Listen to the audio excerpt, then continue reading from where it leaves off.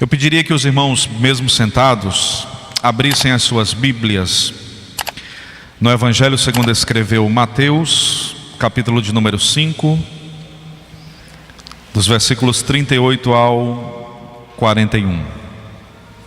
Celebrar a Deus pela vida do meu amigo Fabrício, é um prazer ouvi-lo nesta noite. Mateus capítulo de número 5, a partir do versículo 38. Vamos ler apenas 3. Glória a Deus, é para os irmãos despertar e eu também.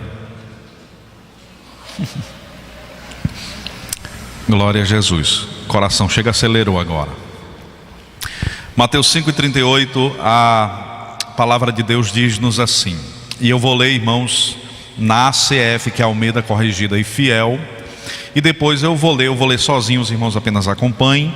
Depois eu vou fazer a mesma leitura na NVI, na Nova Versão Internacional, para os irmãos terem uma ideia do texto, tá? Ouviste que foi dito, olho por olho, dente por dente. Eu, porém, vos digo que não resistais ao mal, mas se qualquer te bater na face direita, oferece-lhe também a outra. E ao que quiser pleitear contigo e tirar-te a túnica, larga-lhe também a capa. E se qualquer te obrigar a caminhar 1 milha, vai com ele 2. Agora eu vou fazer a leitura na NVI, Nova Versão Internacional, para os irmãos entenderem a clareza em alguns termos desse texto. Vocês ouviram o que foi dito, olho por olho, dente por dente, mas eu lhes digo, não resistam ao perverso. Se alguém o ferir na face direita, ofereça-lhe também a outra. E se alguém quiser processá-lo e tirar-lhe a túnica, deixe que leve também a capa. Se alguém o forçar a caminhar com ele 1 milha, vá com ele 2. Estamos diante da Tua palavra, Pai. Cremos que ela é conforto, consolo, exortação, direção, caminho. E eu te peço, ó Deus, que nesta mensagem bíblica nós possamos encontrar a Tua vontade. E encontrando a Tua vontade, nós possamos firmar os nossos pés nesta vontade e viver para a Tua glória. Em nome de Jesus, rogamos-te e por fé te agradecemos. Queridos, nós estamos diante de um texto que é, sem dúvida, um dos textos mais discutidos do Novo Testamento. Existem muitas interpretações que são dadas a esse texto.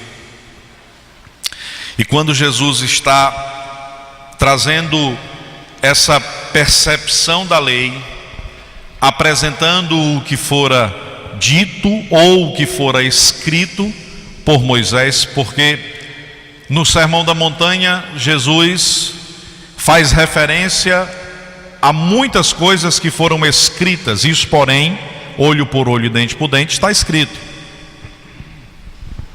Mas ele também faz referência a alguns ditos que foram construídos e não estão escritos na lei, mas se tornaram provérbios entre os judeus e se tornaram norma e regra de fé entre os judeus.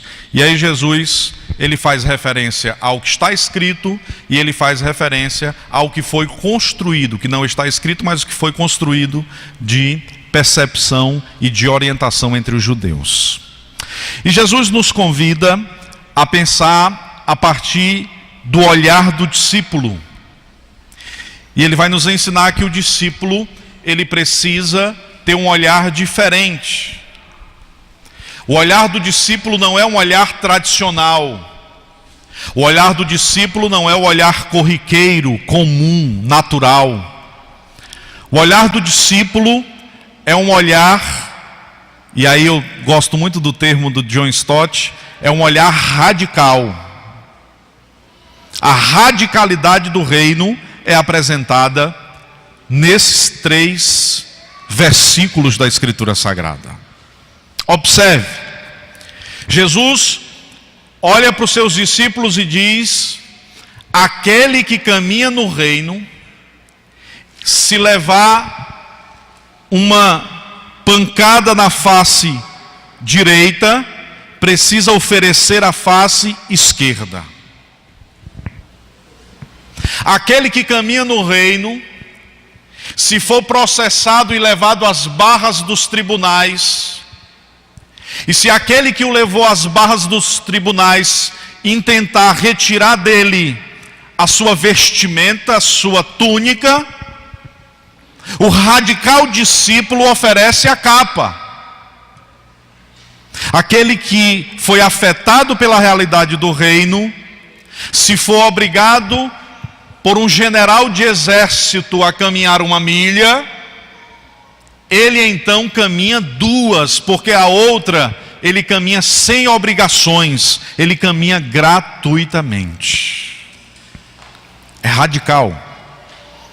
E aí, se você observar o texto, Jesus está tocando primeiro no nosso ser, segundo no nosso ter e terceiro no nosso fazer.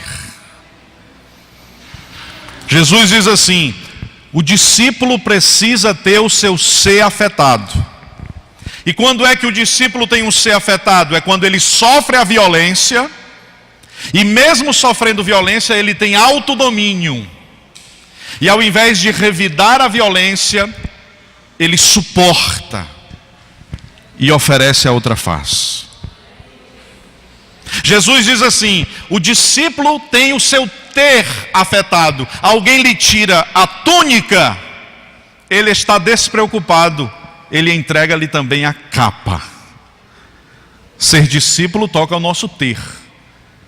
E aí Jesus então diz: ser discípulo também afeta o nosso fazer. Você é obrigado a fazer determinada coisa, mas o discípulo faz muito além daquilo que foi obrigado a fazer. Ele faz livremente, além daquilo que está nas suas mãos para fazer. Veja que realidade extraordinária Jesus está nos conduzindo. E quando a gente pensa nesse texto, nos vem à mente muitas coisas. A começar da primeira frase de Jesus. Porque você entregar a outra face, depois de ser esbofeteado, é bonito na fala, é bonito na poesia. Na prática, irmãos, o negócio é diferente. E aí a gente tem a ideia de que Jesus está nos ensinando que nós precisamos literalmente, todas as vezes que receber um tapa na face, apresentar o outro lado. Gente, Jesus está nos ensinando que você não pode olhar para a lei e interpretar a lei conforme a letra da lei, mas conforme o espírito da lei. Se você interpreta a lei conforme a letra da lei, você faz interpretação literal e você vai incorrer em profundos erros. Você precisa olhar para a Escritura e interpretá-la conforme o espírito da lei. Pastor, explique melhor. Jesus disse que se você levar um tapa na face, você tem que dar o outro lado, sim ou não? Alguém já viu na Bíblia Sagrada Pedro ou Paulo sendo esbofeteado e apresentando o outro lado? Alguém viu isso? Não viu. João 18, 23, Jesus está diante do sumo sacerdote, o criado do sumo sacerdote bate na face de Jesus. Jesus oferece o outro lado, ele reclama do sumo sacerdote. Ele diz assim: você está errado, porque eu não cometi falha alguma para você bater em mim. Mas Jesus não tinha ensinado que era para dar outra face. Como é que Jesus ensina algo e ele próprio não vive? É porque o que Jesus está dizendo, irmãos, não é literal. Nós precisamos observar a Escritura e percebê-la a partir do espírito da lei. E o que é que Jesus está ensinando para a gente? Jesus está ensinando para a gente que nós não somos guiados pela lei da retribuição. Pastor, e que é essa lei da retribuição? Todo ser humano conhece essa lei. O leigo, o indouto, o sábio. Todo ser humano conhece essa lei. As crianças conhecem essa lei. Caim conhecia essa lei. Ele mata Abel e diz: agora eu estou numa situação difícil. Lei da retribuição. Eu fiz o mal e o mal virá contra mim. Existem muitos pais que criam seus filhos na perspectiva dessa lei. O filho chega em casa e diz: pai, hoje eu apanhei na escola. Por amanhã você volta e dá uma pisa nele. Tem que aprender a ser homem, rapaz. É assim ou não é? Existem muitos pais que entendem que a melhor lei que existe é a lei da retribuição. Você quer ser bom, então seja bom. Você quer receber algo bom, então entregue apenas coisa boa. Agora, se alguém te der alguma coisa ruim, tem que estar pronto para receber coisa ruim também. Jesus vem e diz assim: o que guia a vida do discípulo não é a lei da retribuição. O que guia a vida do discípulo é a capacidade de fazer algo que é radical, que é extremamente diferente e que é extremamente novo. Pastor, e quem é que faz isso? Quem morreu. É impossível ser discípulo de Jesus se você não passar pela cruz. Impossível, impossível. Porque quando ferido nós somos automaticamente tentados a revidar na mesma proporção. Mas Jesus diz assim: morto não se move. Morto não revida. E Jesus não está dizendo que a gente tem que ficar calado quando apanhar. Jesus está dizendo: você tem que responder. Agora a sua resposta não é igual a dele. A sua resposta é pacífica. Pastor, o senhor está falando sobre isso, o senhor vai falar sobre essa violência. Irmãos, a gente não pode pensar em contextualizar sobre a violência que nós estamos enfrentando. E a gente não pode pensar que um policial que levou um tapa na face deve dar o outro lado. Jesus não está falando sobre o Estado. Jesus está falando sobre os discípulos. E essa fala não é uma fala literal. O que Jesus está ensinando aos discípulos é o seguinte: o mundo é capaz de fazer muitas coisas, mas só os discípulos de Jesus são capazes de fazer coisas radicais. O que Jesus está nos ensinando é que se nós somos discípulos dele, nós precisamos não apenas fazer o que não é errado, nós precisamos fazer o que é certo. Eu até registrei aqui. O discípulo de Jesus, ele não pode pensar que Deus se limita apenas a nos livrar da vontade de pecar. Nós temos essa ideia: agora eu sou crente, eu vou buscar a Deus para que Deus me livre da minha vontade de pecar. O discípulo de Jesus não tem esse pensamento limitado. Pense nisso.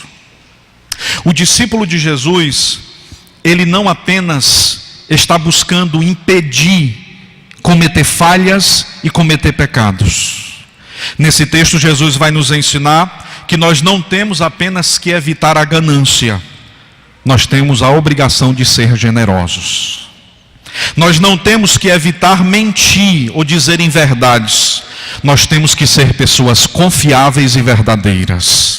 Nós não temos apenas que fugir do orgulho, nós temos que viver de forma simples. Nós não temos apenas que não caluniar as pessoas, nós temos que ser instrumento de encorajamento na vida das pessoas. Nós não temos apenas que suportar a pancada na face, nós temos que ter a capacidade de dar o outro lado e conceder a esta pessoa uma oportunidade nova de fazer algo novo e fazer algo diferente.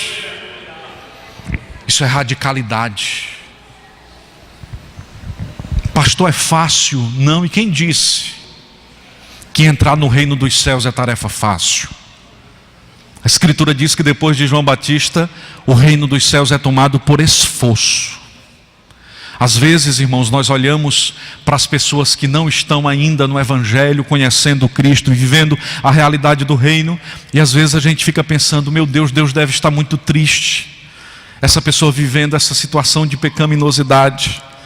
E eu quero trazer uma palavra de Deus para algumas pessoas que estão aqui nesta noite.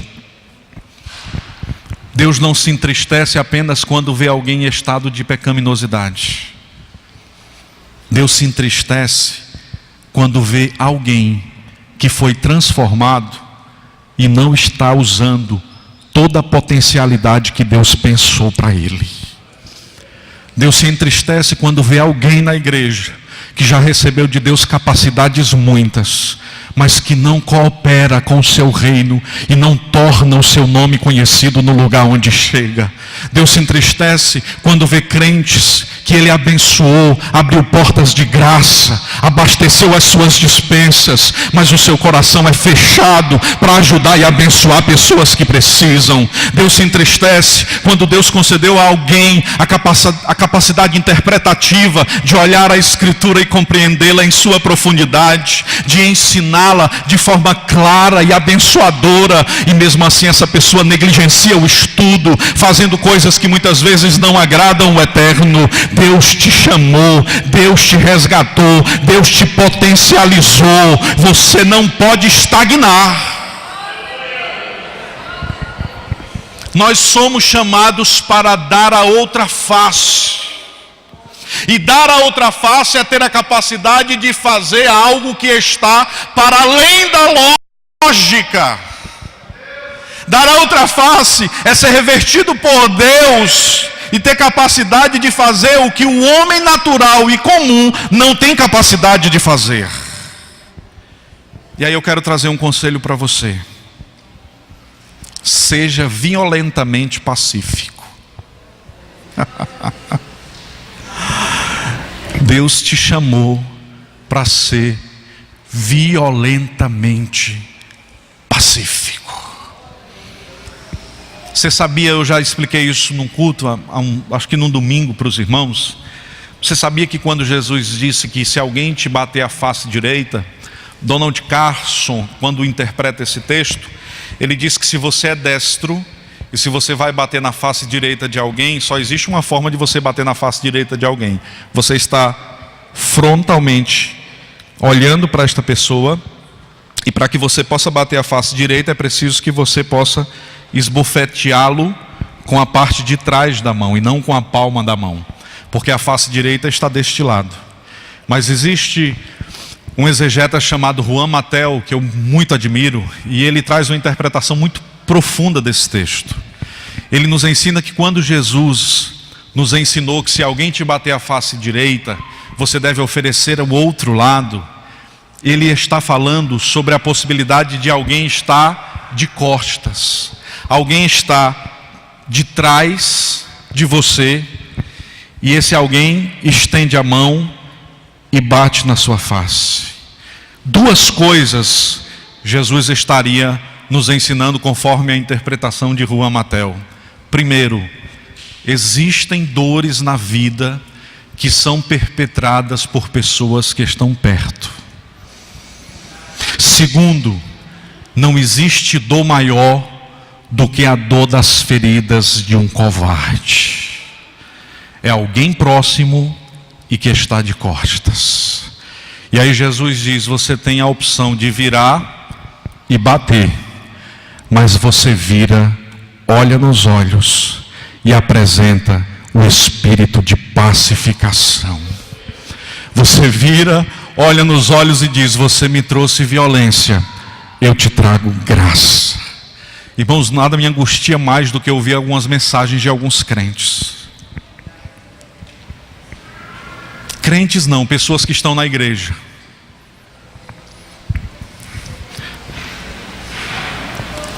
Bandido bom é bandido morto. Você já ouviu isso?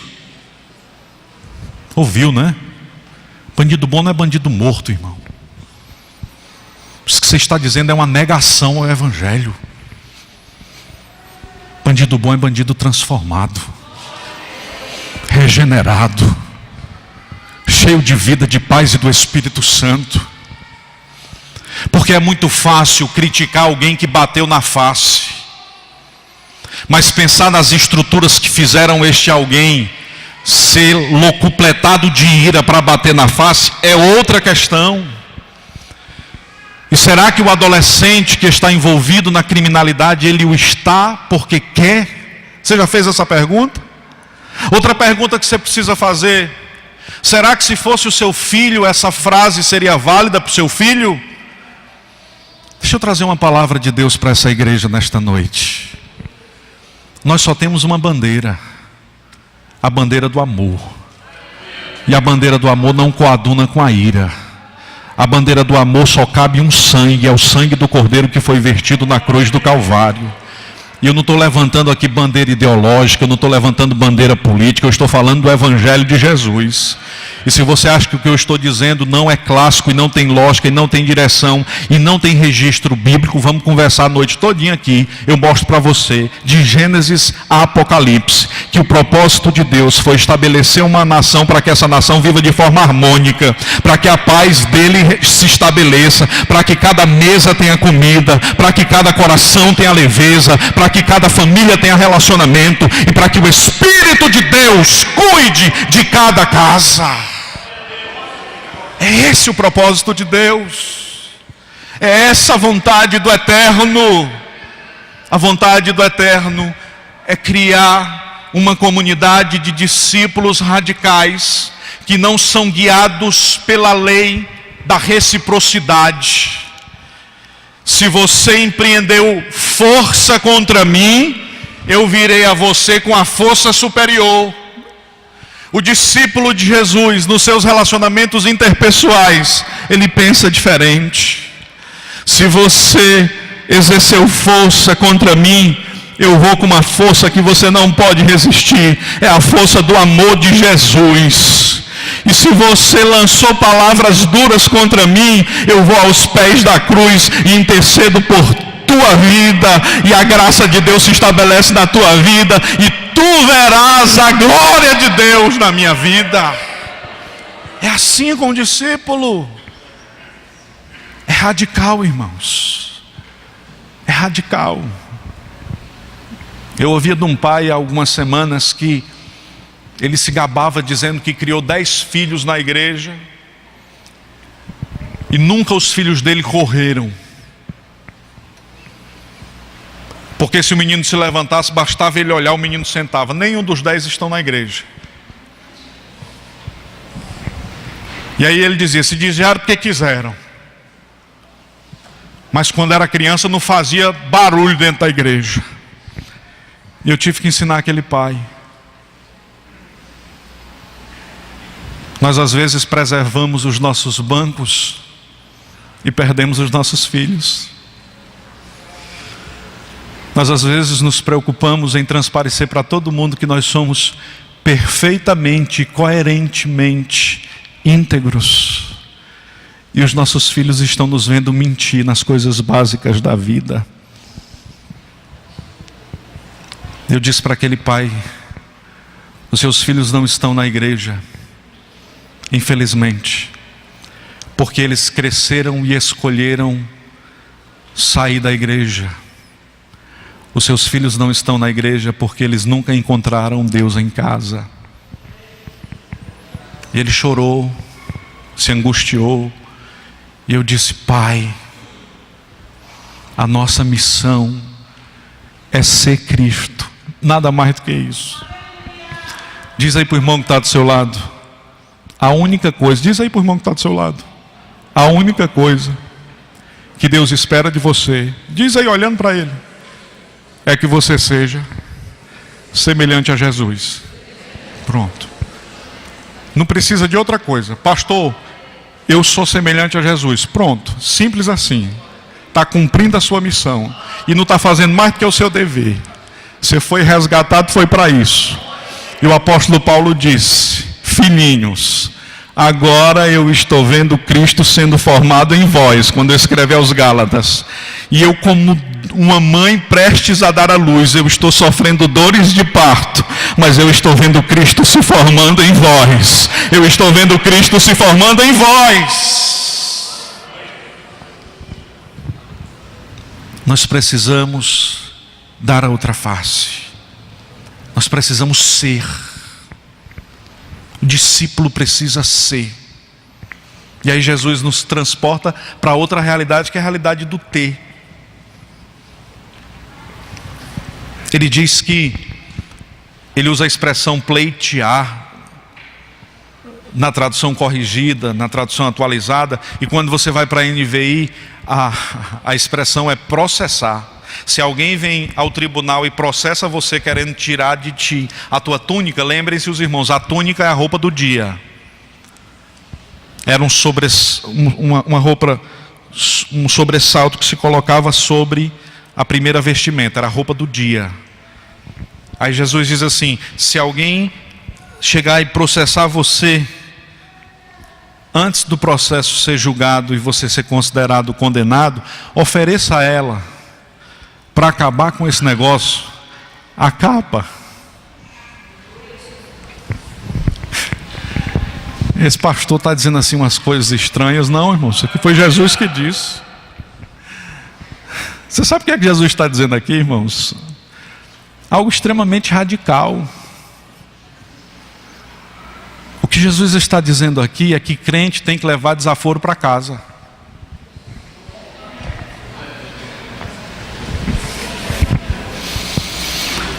O que Jesus está dizendo aqui é que crente não tem que ter a resposta certa. É que não existe isso do corpo transformado e o braço ímpio.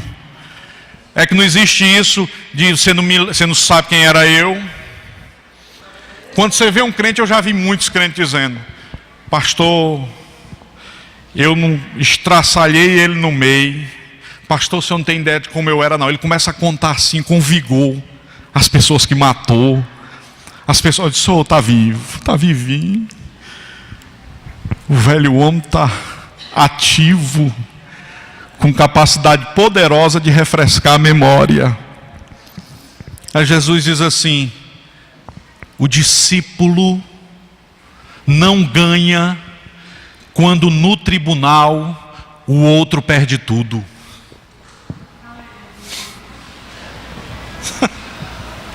Jesus está dizendo assim: o discípulo ganha quando aquele que está lhe infligindo sofrimento e tentando retirar dele a túnica, sai dali e tem a noite e o dia em conforto.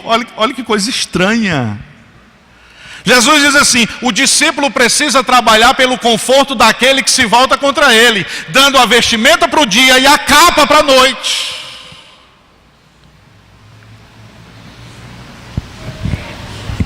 E tem pastor que passa o culto de doutrina todo falando de brinco, de batom. Isso aqui é muito mais radical, meu irmão. Não usar brinco é fichinha.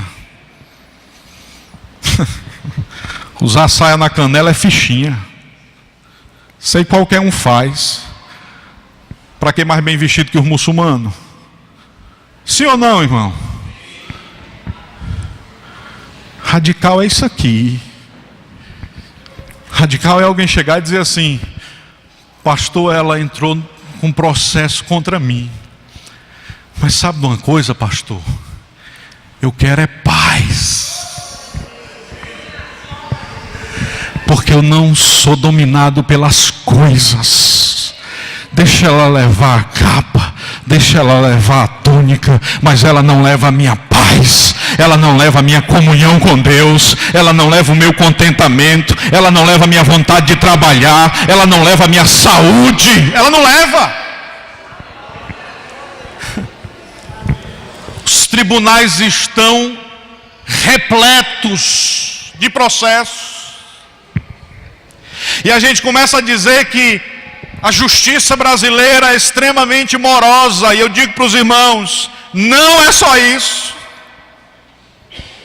porque tem muita coisa lá que só não foi resolvido há 20 anos atrás por causa da arrogância do homem. Porque a gente prefere postergar o problema, e a gente prefere ter o prejuízo do que sofrer o dano. E a Escritura diz que o crente sofre o dano. Jesus está nos ensinando algo extraordinário nesta noite. Jesus está nos ensinando que se você é cristão e você pensa que você vai estar em paz, sabendo que você conseguiu vencer alguém e este alguém ficar sem nada, você não vai ficar em paz. Essa palavra tem endereço certo. Você não vai ficar em paz.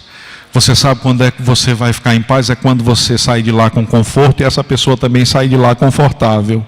Você vai ficar em paz quando o Cristo de Deus aprovar o seu coração e quando pesar a sua intenção e encontrar santidade nas suas ações. É aí que a paz de Deus se estabelecerá na sua vida.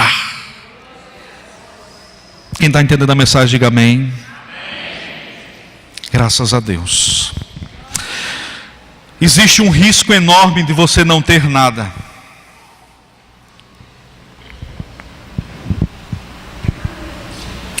O risco de você não ter nada faz com que você busque retirar de outra pessoa.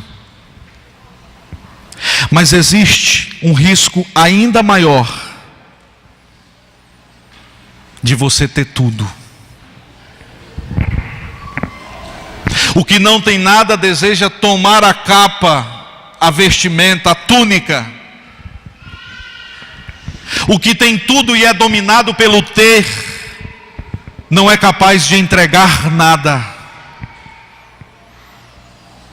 Jesus convida a um equilíbrio. Ele diz que o discípulo tem, mas ele não é dominado pelo que tem. E nós estamos vivendo dias difíceis.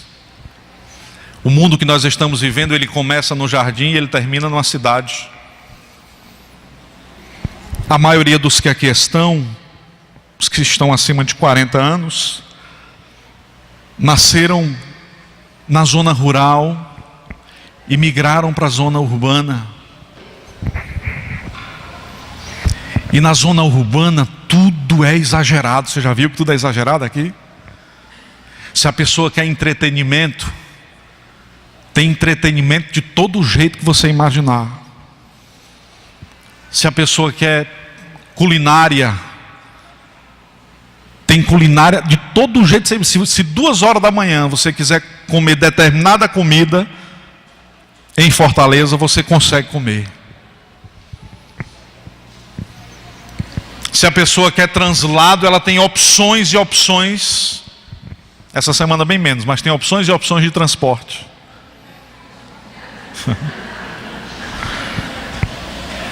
Tudo é exagerado. Se você quer pecar,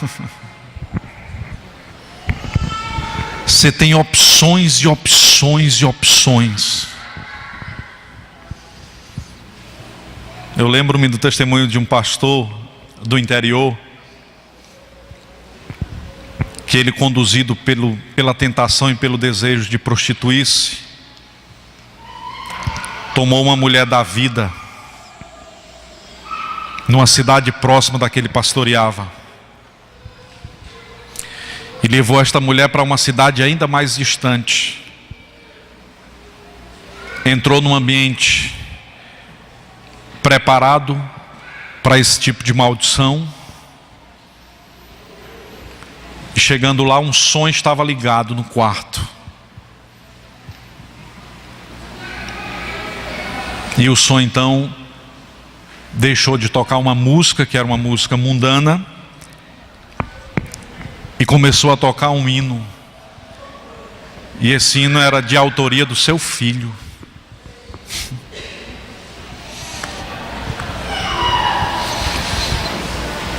Tantas opções, tantas oportunidades, tantos lugares, e Deus entrou naquele lugar para salvá-lo. Deus entrou naquele ambiente para conceder a ele oportunidade nova. Ele caiu em si, porque não tem queda melhor do que essa. Caímos em pecado, mas quando caímos em si, como o filho pródigo, e caindo em si, ele voltou à casa do pai, ele caiu em si, se arrependeu, não continuou o que estava prestes a fazer e voltou para sua família em paz. Na cidade, tudo é exagerado, tudo é exacerbado. Nós temos tanto que a gente não consegue viver com a escassez. Nós temos tantas opções que se alguém tirar de você uma delas, você começa a se sentir perdido. Porque nós estamos diante de uma sociedade doente, que é dominada pelo ter, pelo desejo do ter, e como sanguessuga sempre quer mais. E esse coração humano nunca está satisfeito. Ele sempre quer mais. Aí Jesus diz: o discípulo é diferente. O discípulo não se importa se vai perder a causa, o discípulo quer paz. O discípulo não se importa se vai perder a túnica, o discípulo quer paz. O discípulo não se importa se vai perder a capa, o discípulo quer paz, porque ele pode perder o que tem, mas se ele continua com paz, o diabo pode ter manietado as suas coisas e os seus bens, mas não tocou o seu tesouro. A paz de Deus na nossa vida é o nosso maior tesouro. Rico não é o crente que tem conta gorda. Rico é o crente que não precisa dar conta para viver. Eu gosto muito do Carlinhos Queiroz. O Carlinhos diz assim: o rico acredita na riqueza, o poderoso acredita na influência. O rico espiritual, você já viu crente assim? Você já viu os crente que vai dar o testemunho dos irmãos? Eu sou rico espiritualmente. Oh meu Deus, Deus tem misericórdia da alma dele. O rico espiritual acredita na espiritualidade. O discípulo é pobre. Pobre não tem nada. Por isso ele só acredita em Deus. Por isso ele só confia em Deus. Por isso o seu carro não muda o que ele é. E quando alguém colide no seu carro, isso não tira a paz do seu coração. Por isso ele não limita a sua vida às coisas deste mundo. Ele sabe que está construindo no reino eterno. E é para lá que ele está caminhando. E ele continua olhando para o céu. Quantos crentes estão apegados à capa? E aí Jesus está dizendo nesta noite: joga essa capa fora. Olhe para a Escritura de forma diferente, porque às vezes a gente olha para a Escritura e o nosso objetivo na Escritura é encontrar uma palavra de poder. Nosso objetivo na Escritura é encontrar uma palavra de consolo. Nosso objetivo na Escritura é encontrar uma palavra de crescimento. Olhe para a Escritura e encontre uma palavra de coragem. Tenha coragem nesta noite de se desprender daquilo que tem te prendido a este mundo, daquilo que tem ocupado o espaço que deveria ser do eterno, daquilo que tem minado a paz do seu casamento, destruído o seu relacionamento conjugal. Joga essa capa fora e cuida do teu casamento. Joga essa capa fora e cuida do teu tempo, da tua vida, da tua história. Porque você foi convidado a caminhar uma jornada com pouca bagagem. Com pouca bagagem. E aí faltam 7 minutos e nós vamos concluir.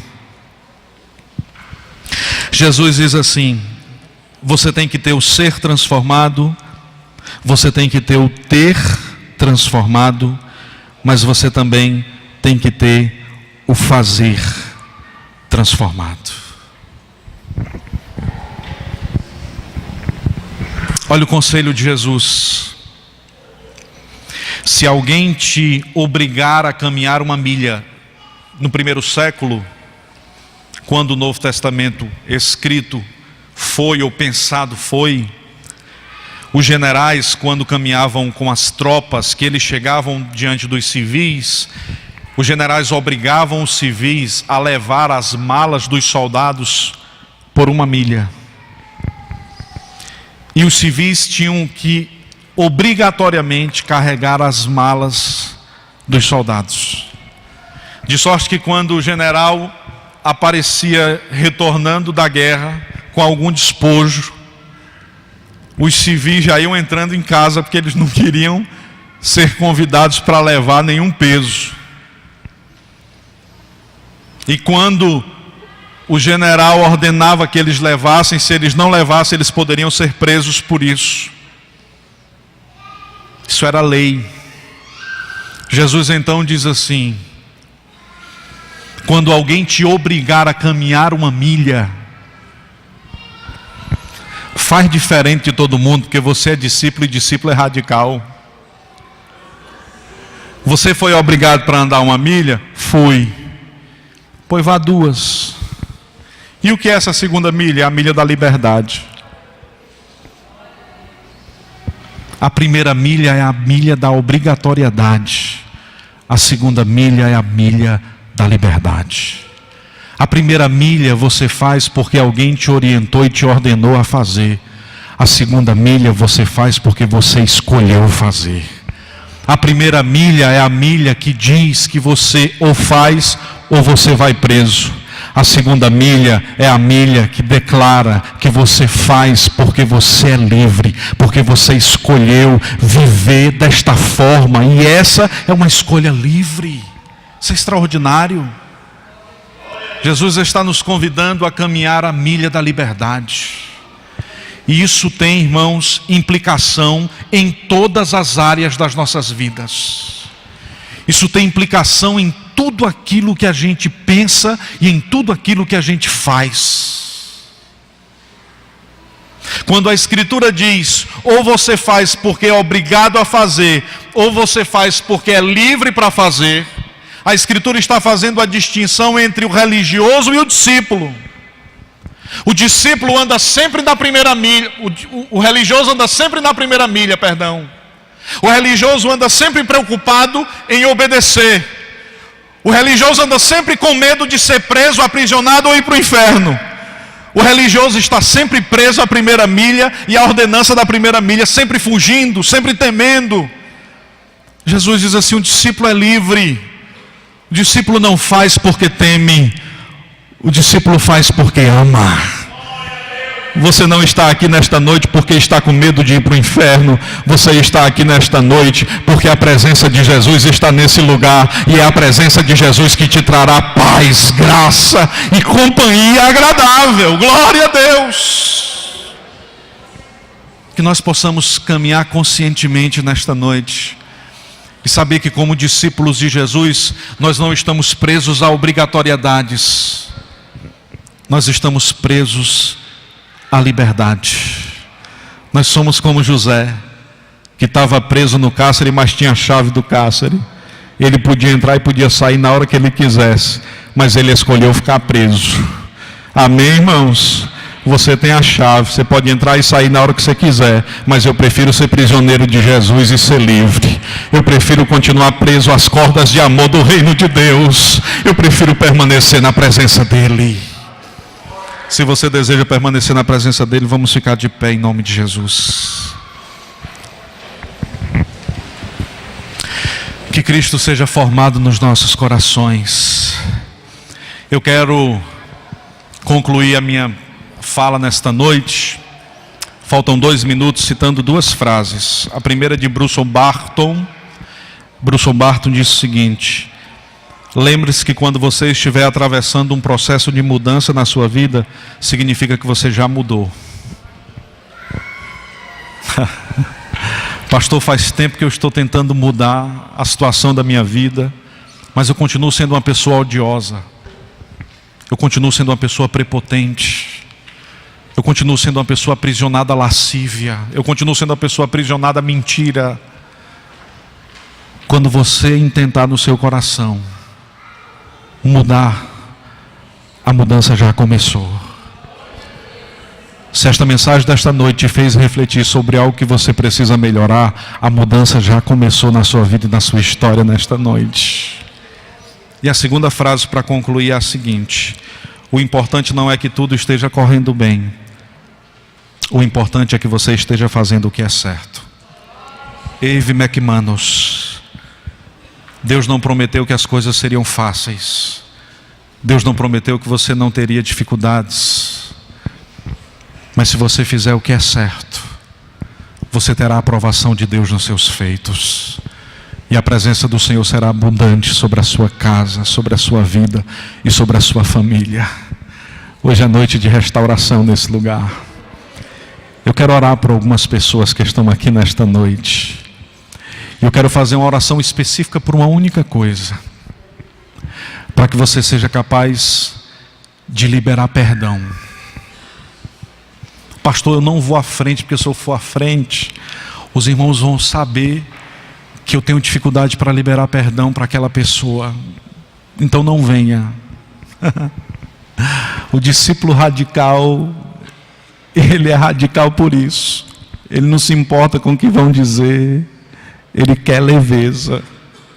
Hoje é noite de Deus tirar a capa e você sair daqui consciente de que está sendo transformada pelo reino de Deus. Vem em nome de Jesus à frente. Corra aqui, vou orar em poucos segundos. Estarei intercedendo a Deus. E o desejo de Deus é limpar o seu coração, é trazer leveza para a sua alma, para que você se torne uma pessoa mais perdoadora, para que você deixe de carregar esse fardo tão intenso e tão pesado, que de forma irresistível tem objetivado trazer peso e angústia para a sua alma. Eu já estarei orando.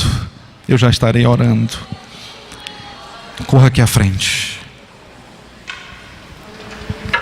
Hoje é a noite do Senhor nos ajudar a fazer o que nós não temos capacidade de fazer, irmãos. Hoje é a noite de Deus tirar as nossas capas, para que a gente saia daqui leve, livre.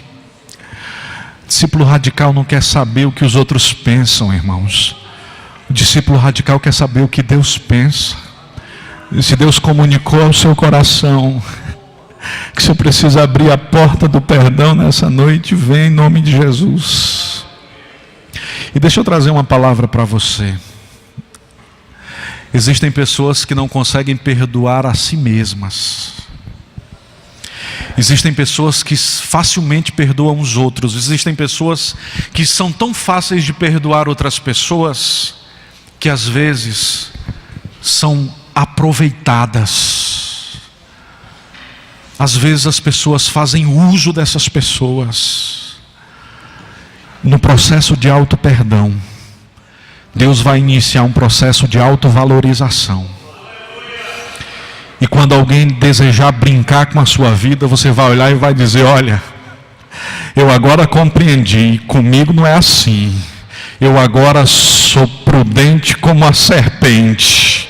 Eu agora, discípulo de Jesus, quero dizer para você que fui transformado e transformada. Eu já me perdoei e agora eu me entendo como ente cheio da vida e da presença de Deus. Compreenda isso nessa noite. O evangelho que nós estamos falando é um evangelho radical.